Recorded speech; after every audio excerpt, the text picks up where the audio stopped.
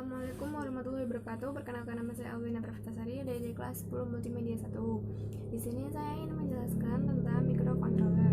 Microcontroller adalah sebuah komputer kecil yang dikemas dalam bentuk chip IC dan dirancang untuk melakukan tugas atau proses tertentu. Pada dasarnya, sebuah IC mikroprosesor terdiri dari satu atau lebih inti prosesor, memori, serta input dan output yang dapat diproses.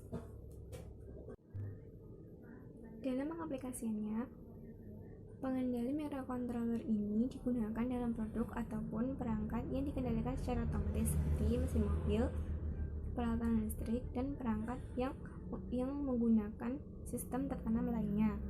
Penggunaan microcontroller ini semakin populer karena kemampuannya yang dapat mengurangi ukuran dan biaya apabila dibandingkan dengan mikroprosesor, dengan memori dan perangkat input dan output yang terpisah.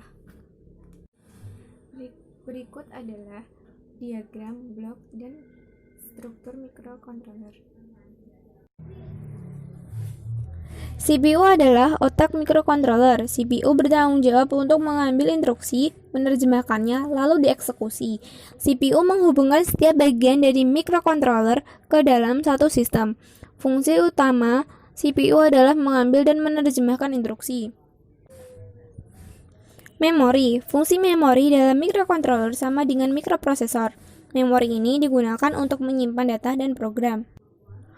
Port input atau output. Port input atau output paralel digunakan untuk mendorong atau menghubungkan berbagai perangkat seperti LCD, LED, printer, memori, dan perangkat I/O lainnya ke mikrocontroller.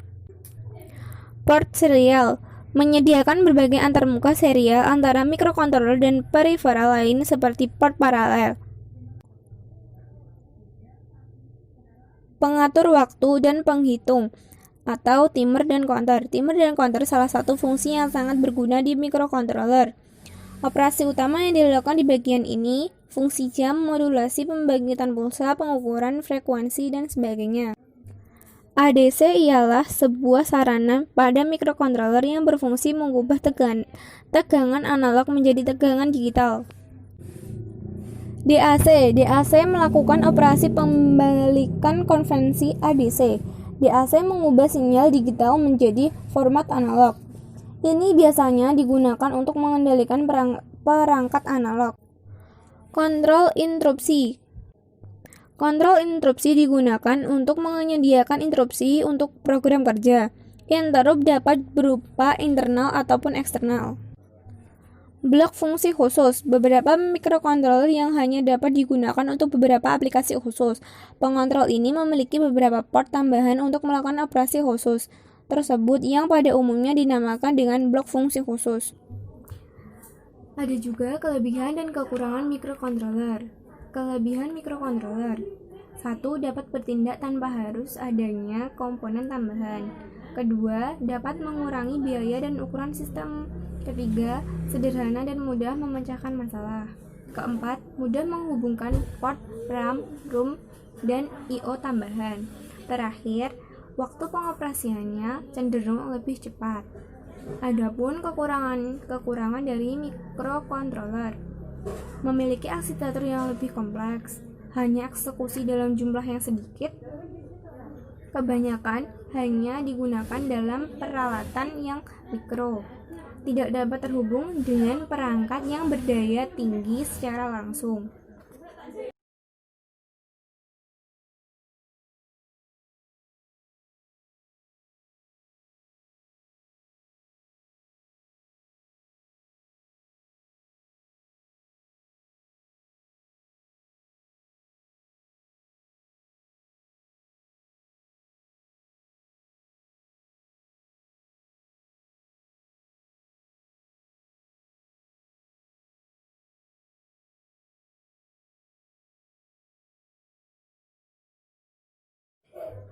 Sekian dari saya. Bila ada salah kata saya mohon maaf. Wassalamualaikum warahmatullahi wabarakatuh.